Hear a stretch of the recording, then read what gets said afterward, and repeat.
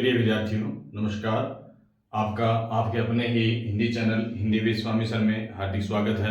आज के इस वीडियो में हम अध्ययन करेंगे मालिनी छंद का। तो आइए जानते हैं मालिनी छंद के बारे में। इस छंद के जो मुख्य लक्षण हैं वो निम्नलिखित प्रकार से हैं। सबसे पहली बात तो यह है कि यह अपने आप में वर्णिक छंद है और वर्णिक में ये साधारण छंद है।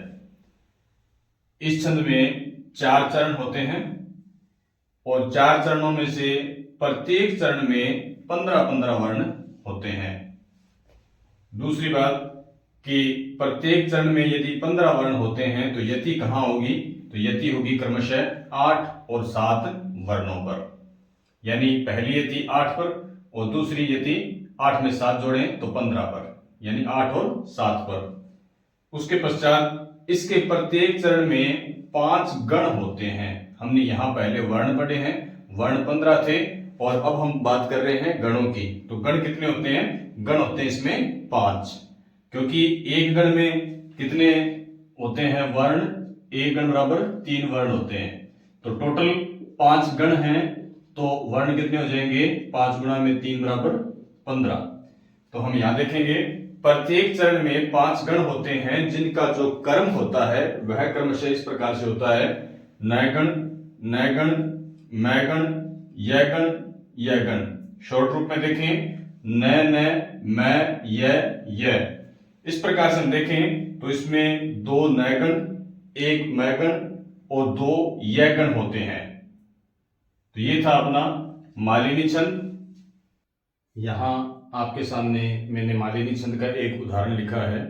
देखिए, प्रिय पति वह मेरा, प्राण प्यारा कहाँ है? दुख जल निधि डूबी का सहारा कहाँ है? दुख जल निधि डूबी का सहारा कहाँ है? लख मुख जिसका मैं आज लो जी सकी हूं, वह हृदय हमारा नैन तारा कहाँ है? अब इस उदाहरण के माध्यम से हम मालिनी छंद को एक बार फिर स्पष्ट करके देखते हैं। मालिनी छंद अपने आप में वर्णिक छंद है, तो हमें इसमें वर्णों की गणना करनी चाहिए।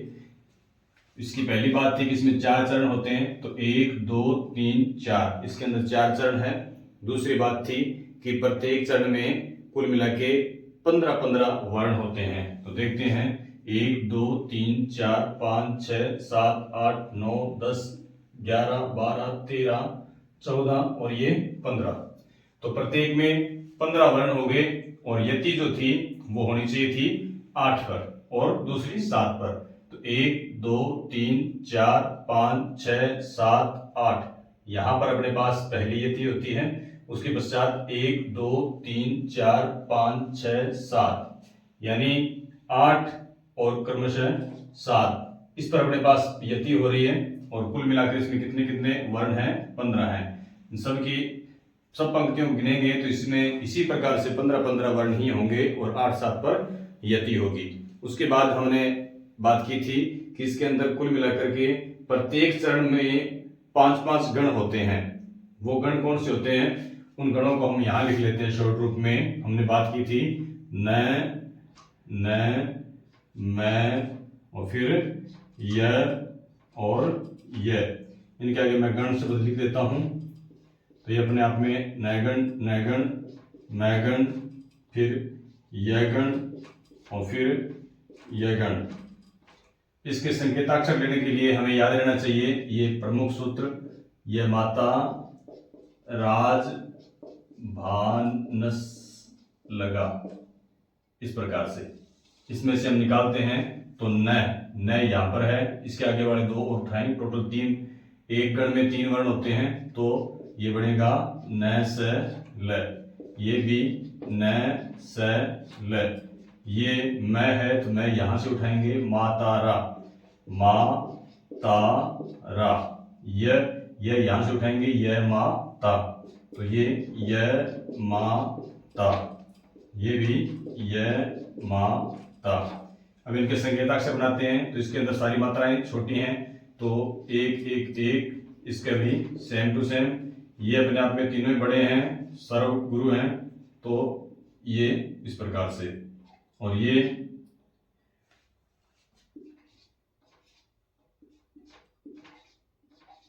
ये अपने पास बन चुके हैं। अब इसी प्रकार से इसमें क्रम चलने चाहिए और ये इसके अंदर क्या आने चाहिए, वर्णों का क्रम आना चाहिए, यानी लघु की जगह लघु और दीर्घ की जगह दीर्घ।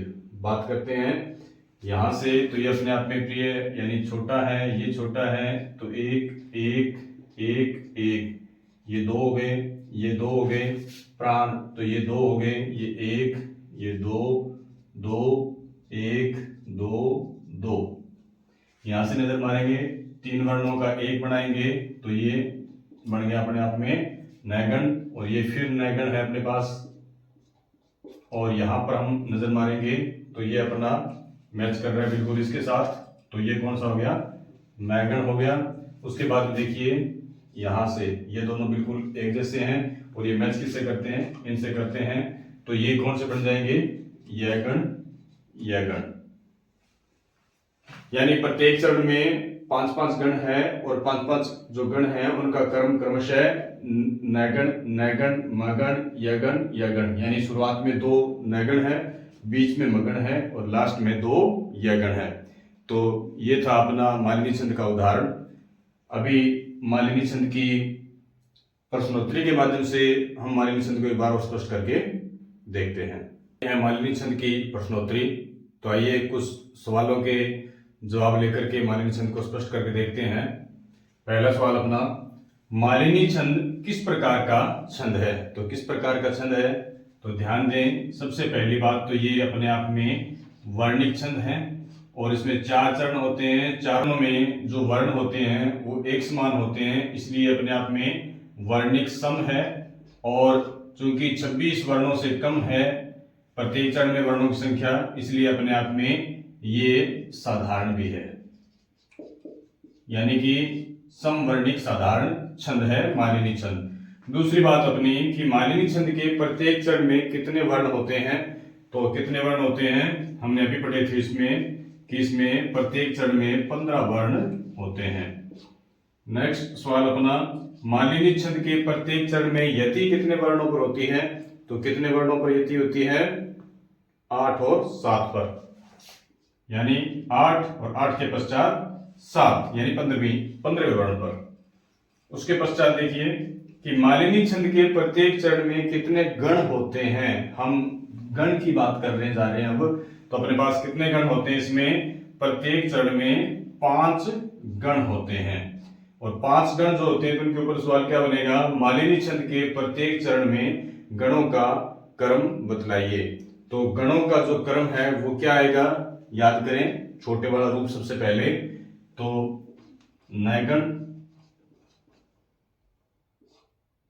फिर नैगण, यानी 2 नैगण होते हैं, बीच में एक मगन होता है और लास्ट में 2 यगण होते हैं। शॉर्ट रूप में याद रखें तो न मैं ये। तो ये था अपना मालिनी छंद। हमने इसके लक्षण, उदाहरण और प्रश्नोत्तरी के माध्यम से स्पष्ट करके देखा। उम्मीद है कि यह छंद अपने आप में स्पष्ट हो गया होगा। अगर आपको यह वीडियो पसंद आया हो तो इसे लाइक करें, आगे भी शेयर करें, और निरंतर अध्ययनरत रहने के लिए आपके अपने ही channel Hindi with Swami sir को अभी सब्सक्राइब करें, औरों को भी करवाएं। मिलते हैं एक नई वीडियो में नए छंद के साथ, तब तक अध्ययन करते रहिए।